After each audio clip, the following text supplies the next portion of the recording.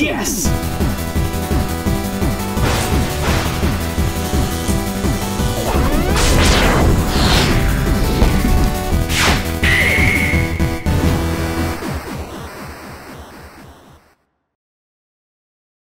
Hey everyone, and welcome back to another brand new episode of The Completionist. So, the 13, 14-year-old version of Gerard some time ago, oh man, I don't even want to think about it, I couldn't afford a PS2, so I saved up all my birthday money and I finally got one.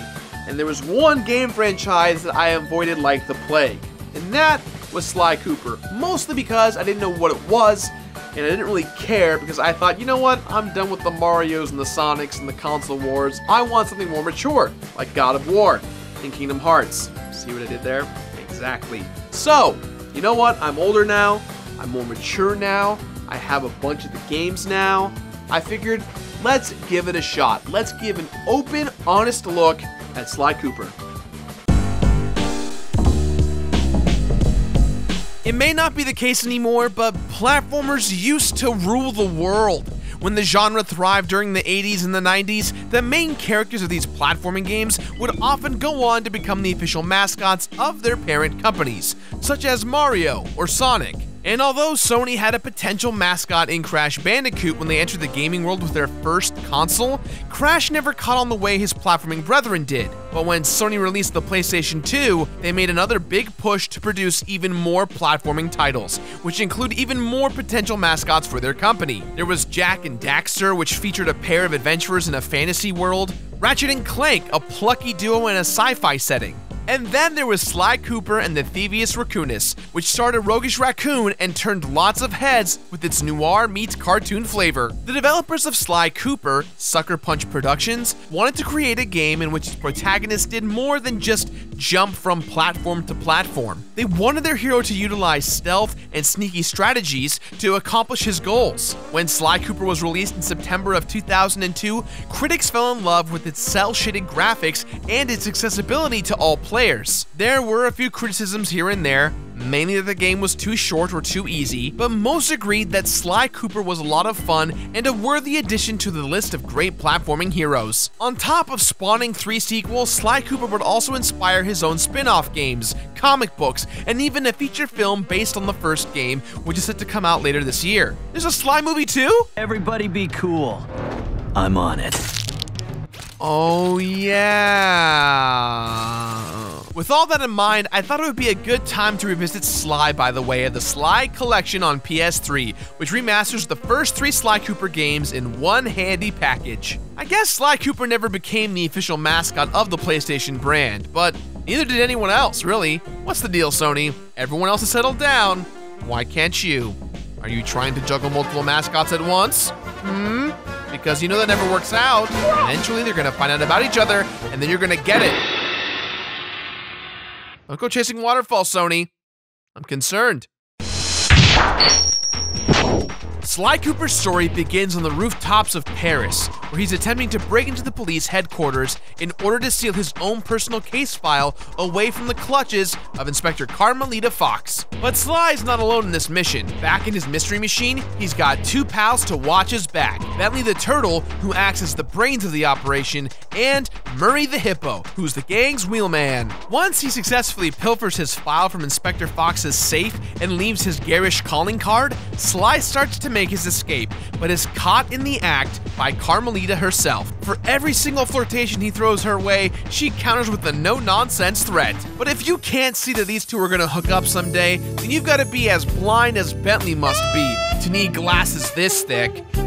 When Sly finally makes a break for it, the inspector starts blasting away with her custom electro pistol. Sly manages to make it back to the advertisement on wheels that he calls his van and gets away. Seriously, you'd think a guy so concerned with stealth wouldn't print his own face on the back of his own getaway car, but I guess there's no helping it. he's not just a thief, he's a rogue. As the gang gets away, Sly recounts the events that set him and his team on their current journey. Sly actually comes from a long line of master thieves, and when those thieves come of age, they're entrusted with the family's greatest treasure, the Thievius Raccoonus. It's a huge tome filled with personal accounts and techniques of every member of Sly's family tree. But years ago, just as Sly was about to inherit the book for himself, 5 shady dudes came a-knocking at his door. The Fiendish 5 break in, kill Sly Cooper's pop, tear the Thievius Raccoonus into 5 pieces, and each go their separate ways to build their own criminal empires. With no one to raise him, Sly was dropped into an orphanage where he met and befriended Bentley and Murray.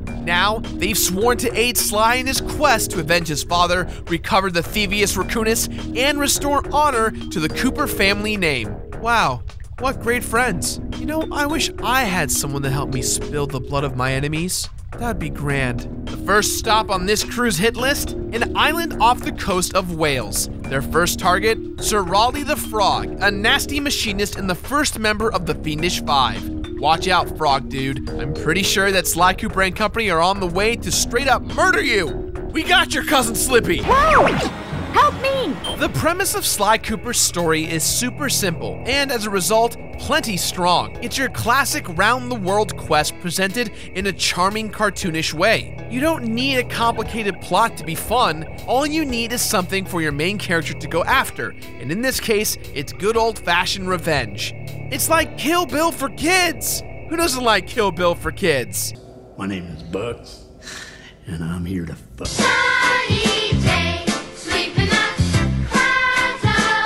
See? Everyone can enjoy that! Everyone! Sly Cooper and the Thievius Raccoonus feels like a playable cartoon show, which is super dope because I love cartoons. Rather than shoot for a more realistic approach or a heavier tone, the guys at Sucker Punch made the right call in embracing the sillier side of things. At the end of the day, games should be about fun, and that's exactly what this game's sense of style helps to accomplish. For example, each of the game's 5 levels are introduced like an episode of the Sly Cooper animated series that's never existed. From these noir-inspired title cards, to the painted appearance of the backgrounds, to the contorted and wacky construction of every structure and item, just about every in-game asset makes you feel like you're visiting Toontown at Disneyland. There's a lot of visual variety across these stages, which makes sense given the premise of the game is a trip around the world. But no matter what stage you're in, things look colorful, bright, and generally enjoyable. Like, I know that these locations are actually the hideouts of notorious villains and killers, but can I go there? Sure, this water is electrified and would kill me instantly if I touched it even in the slightest, but I want to walk on the giant craps and roulette tables. The characters and NPCs are just as vibrant, and even though they may not be as detailed as modern character models, they animate well and they've still got plenty of charm. Although, the fact that Sly's facial expression never changes can kind of take you out of things. If he's sneaking, same face. If he's fighting, same face. All we get is this cold, emotionless visage of an orphan who's turned himself into a machine programmed for revenge. Kind of like Kill Bill full circle! Lots of character and personality shine through the conversations that Sly has with his partners via the Binocucom. What can I say? I have a soft spot in my heart for anthropomorphic animals yelling at each other from tiny boxes in the corners of my screen, Slippy. Help me! But once again, our main character falls a little flat in this department too. While just about every other character has charisma due to their voice acting, I hate unexpected gifts! Sly comes off a bit unenthused in his line reads. You choose to live in a giant fire hydrant. But then again, there is the tragic origin story. For all we know, the wound delivery might just be the voice actor's interpretation of Sly's trauma-induced sociopathy. The sound effects and music are pretty cool too, as they reflect your actions as you play. For example, with every step you take, a little musical note will play. The music will also get a bit more exciting and build in while you're fighting. And if you're being stealthy, the track will chill out by emitting a few channels. It may seem like an obvious choice choice in hindsight, but taking the cartoon route with Sly Cooper was a smart move since just about everyone who tries it out can relate to it and enjoy it on some level. Considering how fun this game is, it makes you wonder why more video games don't have cartoons licensed after them. 2 chili dogs to go, slow-mo. Super Mario Brothers! You must help me, Link. Hey, for you, Zelda, anything. Oh yeah.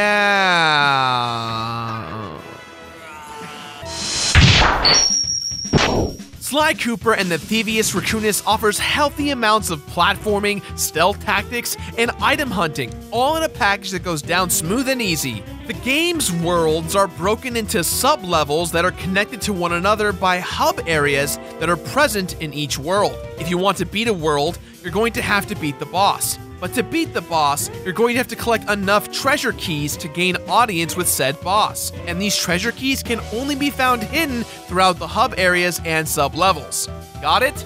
Good. While you can't fully choose the order in which you tackle the sub-levels, you have a little bit of freedom of choice in that the sub-levels are usually unlocked in chunks as more sections of the hub area become available to you as you collect treasure keys. These sub-levels are usually simple linear zones where you can use all of your skills to explore and hunt for items. Most importantly, the treasure key near the end.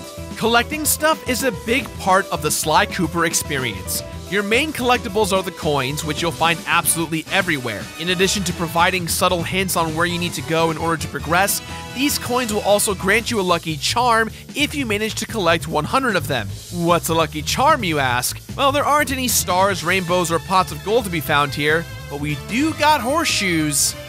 Lots of horseshoes. These things will negate any damage that Sly would otherwise take while he has one in his possession. Collecting 100 coins while you already have a lucky charm will grant you a golden charm, which can absorb 2 hits, and getting 100 coins when you've already got a golden charm will net you an extra life. Just who is leaving all this change around here? Don't you people know that these things can save lives? Waste not, want not. The other big collectible in Sly Cooper are the clues. These things that look like messages in a bottle are actually your key to unlocking some of the coolest stuff in the game. And they're hidden in each and every area. Many of them will be hidden out in the open, but many others can only be found by busting open objects around the levels. If you collect every clue in a given zone, you'll be able to crack that zone's vault, assuming you can find it first. And trust me, you want to find these things, as they hold the missing pages of the Thievius Raccoonus. Collecting a page will reward Sly with either an upgrade to his Binocucom, allowing it to detect secrets hidden in that specific world, or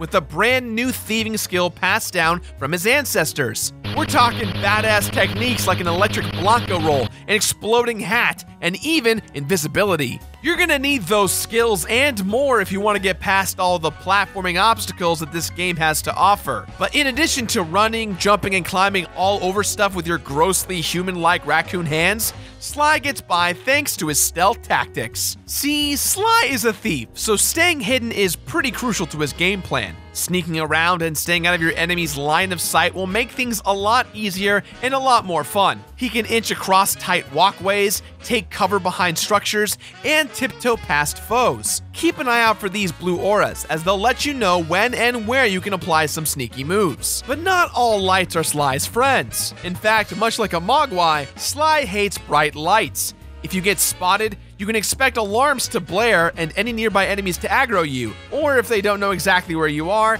actively search for your whereabouts. But if you do get seen, it's not the end of the world, since your enemies will resume their normal patrols soon after you disappear from sight. If guile and subterfuge just aren't enough and you must come to blows with your enemies, no need to worry. Sly's got a weapon of his own, his family's cherished cane. I know what you're thinking. How can a cane be used in any form of combat? Well, this thing rocks bad guys' faces off. It straight up one-hit kills most enemies in the game. Granted, Sly's a small guy. If he gets hit just once, he's going down too. But that makes sense considering that everyone he fights is way bigger and stronger than him. In order to bomb people as efficiently as he does, that cane must be something special. Is its power really that palpable? That thing must be a pimp cane of legendary proportions. Who's the thief delivered pain with his crooked up, crunked up thieving cane? Sly! You're damn right. Speaking of Sly's enemies, these guys really aren't that threatening. Sure, they can one-shot you, but they move extremely slow, if at all. A few of them have ranged attacks, but if you know what's coming or get the drop on them, you'll be virtually untouchable. In short, be the raccoon that you are. Stay sharp, keep moving, take note of any tasty-looking dumpsters that you come across, and you'll be fine. Occasionally, Inspector Carmelita Fox will show up in the middle of certain levels to shake things up. Her segments are like most other sublevels in the game, except that she's blasting at you the whole time. She's like the Batman to your Catwoman, and she'll be at your tail throughout the whole game. There may only be a handful of bosses in this game, but they each behave very differently and require unique strategies. That being said, all of those strategies are pretty simple to figure out, and most of the bosses go down in just a few hits. They're not your average damaged sponge boss fights. Rather, they're about using your platforming skills to outrun your foe and wait for the right opportunity to strike. Defeating them will inflate your ego as well as your repertoire of Cooper family thieving techniques.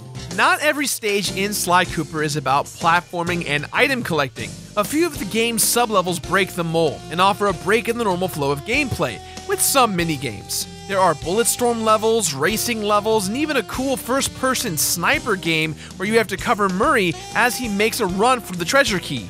Run, Murray, run! These alternative stages aren't nearly as polished as the other portions of the game, and they can even be a bit tedious from time to time, but the variety that they add is much appreciated. In the grand scheme of things, they contribute to the overall casual good time that Sly Cooper offers. The gameplay in Sly Cooper may be downright easy for the most part, but it still manages to be fun and exciting. Platformers come and go, but Sly Cooper's focus on stealth and simplicity makes it stand out amongst its peers. Also, who in their right mind would question the wielder of that cane? Not me. You do your thing, Sly. Do your thing. Tight-ass pimp cane.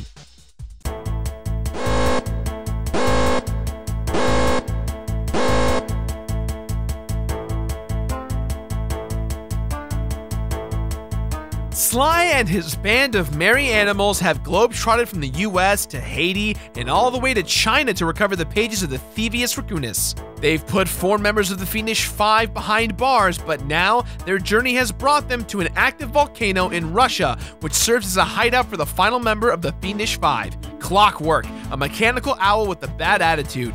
That literally sounds like a Michael Jackson album, no joke. Clockwork, a mechanical owl with a bad attitude.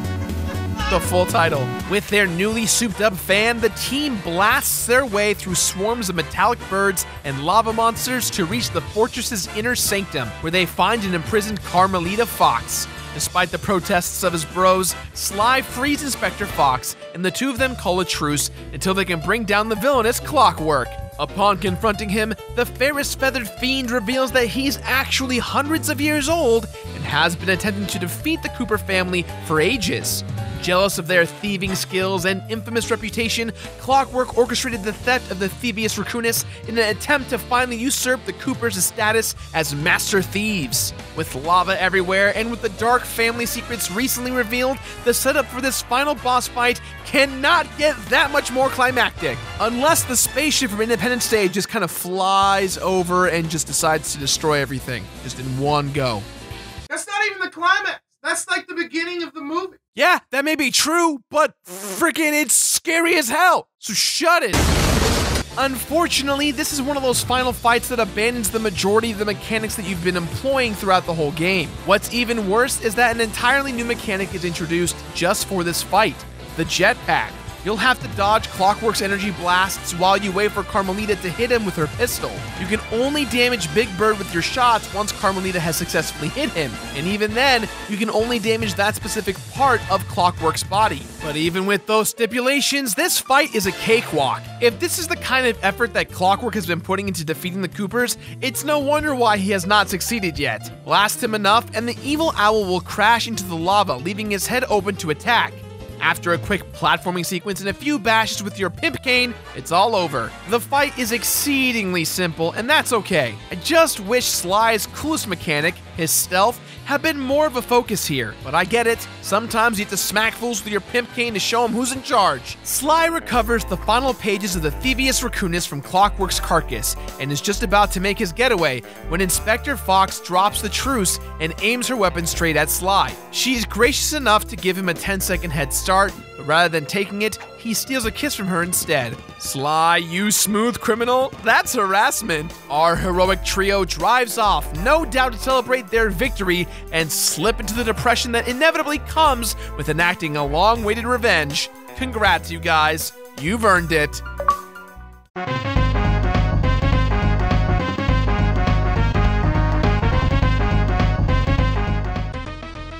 You better believe that Sly Cooper's got some unlockables. Firstly, after beating the game, you'll be rewarded with a special Japanese version of the game's opening cinematic. It includes some new animations and features full Japanese voice acting. I appreciate Japanese Sly's voice acting way more than the English version, since I can't understand a word of Japanese, making it impossible to determine if he's doing a good job or not. Cool. Despite all the hard work put into restoring the Thievius Raccoonus, you might still have a few pages missing from it when you beat the game.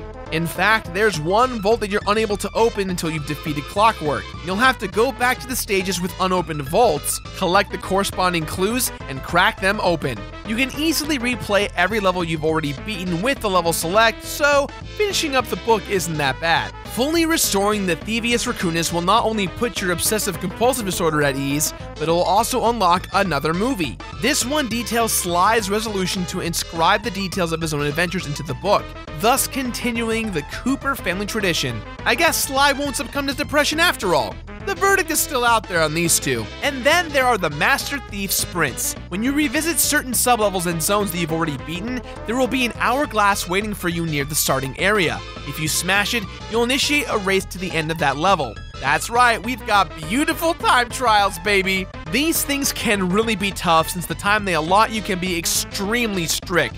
You'll have to know your routes very well and master your traversal techniques to reach your goals. It'll take a good amount of practice, and this is undoubtedly where most of your time will go if you're trying to fully complete this game. These races may not be as evil as Spider-Man 2's races, but they're easily the toughest challenge that Sly Cooper has to offer. Thankfully, you'll get a really cool reward for completing these sprints. Each time you beat one, you'll unlock a developer commentary track for that particular sub-level that you can listen to whenever you replay it. It's a really neat prize that offers some unique insight into how Sly Cooper was made. Wasn't there an octopus in? Or was that in a long, long time ago? That was in a long, long time ago for this one. Tentacles were there behind.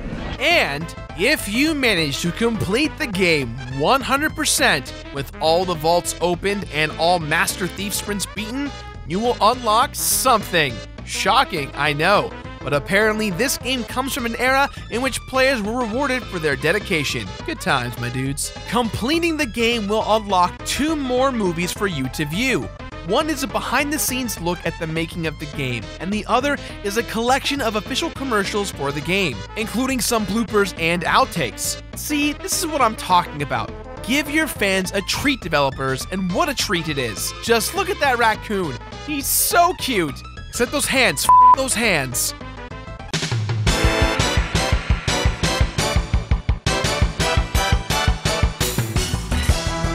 Sly Cooper is blissfully easy. Don't get me wrong, it's not boring or completely unchallenging. It's just that sometimes it's nice to play through a game that doesn't push you to your limits, especially after an ordeal like Superhero Month. There's room for every type of game, and Sly Cooper will surely hit the spot if you're looking for that leisurely but totally enjoyable time. If you're more of an experienced player, then the game might make you feel like it's holding your hand from time to time. What with its not so subtle visual hints and its tendencies to force you to listen to Bentley describe in great detail what your next task is. But ultimately, Sly Cooper provides plenty of fun with virtually no moments that make you want to tear your hair out. In my playthrough of Sly Cooper, there were 16 deaths, 5 bosses trounced, 19 vaults cracked, 18 Master Thief sprints bested, thousands of coins collected, 8 hours of total playtime, 595 clues hunted down, and one awesome fanfic written by me about Sly Cooper cleaning up the streets of 1970s New York City. that's for me. Sly Cooper may be a bit short and a bit easy, but sometimes cool things come in small packages. You're alright with me, Sly. You're alright with me.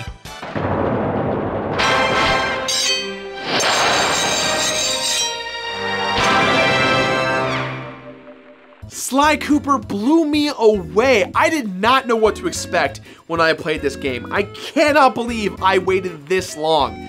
It is the perfect balance of an easy but fun and adventurous game mixed in with the completionist task of getting a lot of collectibles and unlockables.